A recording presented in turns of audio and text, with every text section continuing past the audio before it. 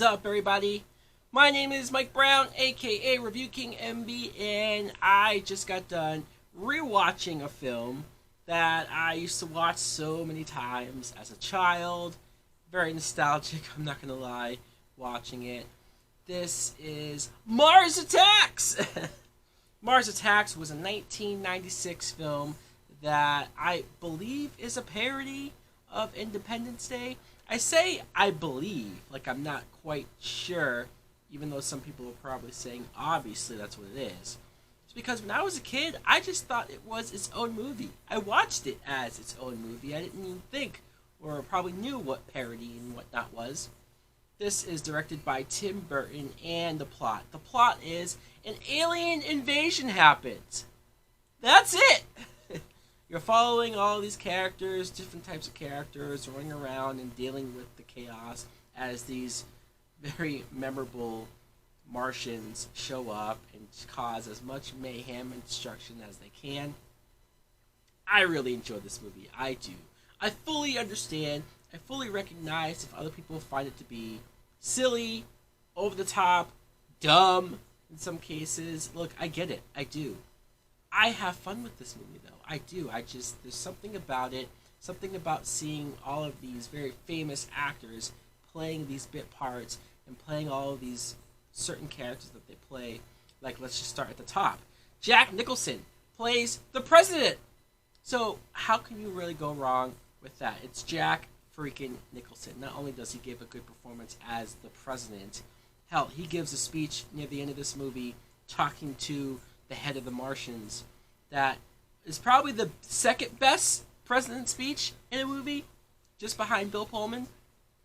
But it's Jack Nicholson, so you can't just think that he's going to play one character, right? You can't think that he's just going to play the serious, leadership president role. No, he plays a second character in this movie where he's just a gambling redneck-like guy, cowboy hat, and he's very goofy, he's over the top, and I just feel like Nicholson, he probably wanted to play the president role, but he probably also said to Tim Burton, look, I also want to play a crazy character where I can just do whatever I want, I can improvise, I can let loose, I can be silly, and they just let him.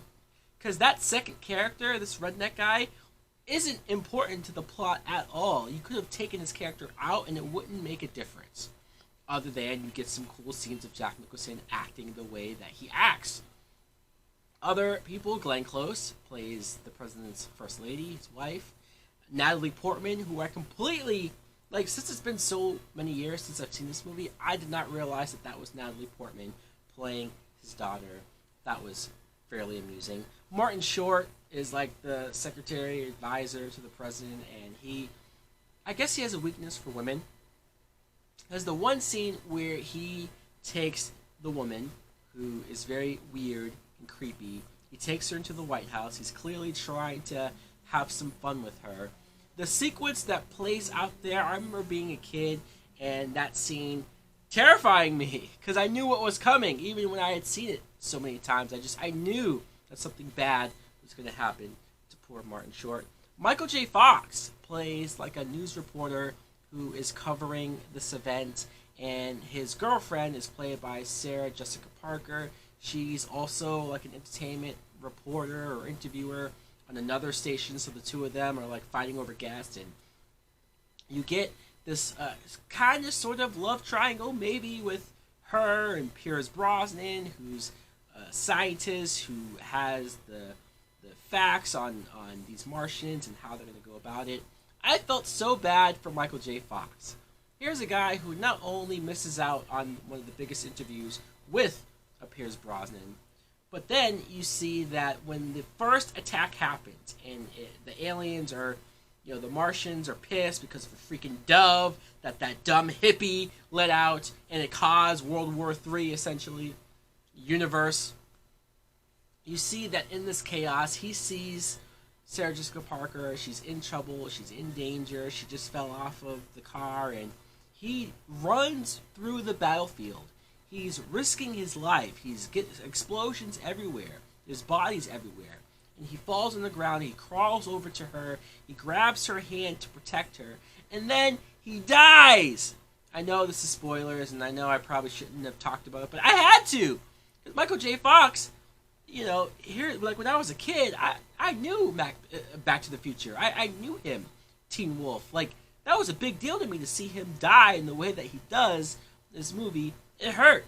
And Sarah Jessica Parker's reaction to this, she gets taken by the aliens.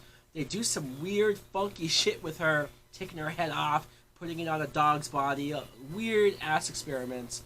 But when Pierce Brosnan later gets abducted too, the two of them, she's talking to him like that's her one true love.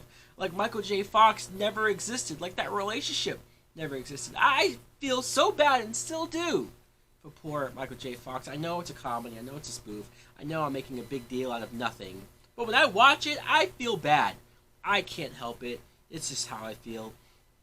Pam Grier is in this movie also as a mother. One of her sons played by Ray J, which is like, why is he here? The other kid I remember seeing in almost every 90s black movie ever. So I guess that was interesting.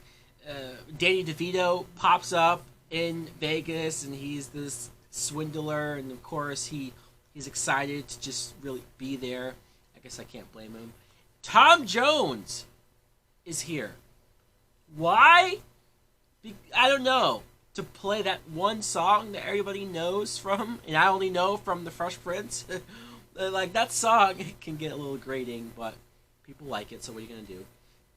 Jack Black, way before Jack Black was probably famous or a name, he has a small part in the film. Annette Bening, I didn't realize until watching it now that was Annette Bening playing the Jack Nicholson's second character's wife.